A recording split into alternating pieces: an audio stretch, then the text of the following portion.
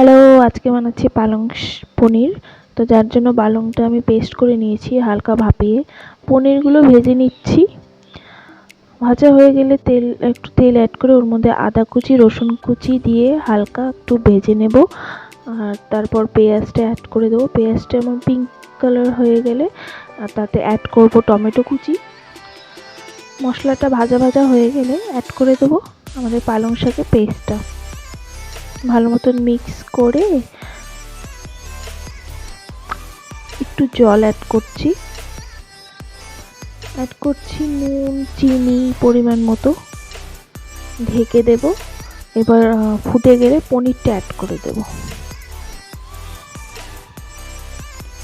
ভালো মতন মিক্স করে একটু কষিয়ে নিয়ে ভালো মতন তারপর নামানোর আগে একটু কসুরি মেথি আর বাটার অ্যাড করে নামিয়ে নিচ্ছি। Thank you for watching.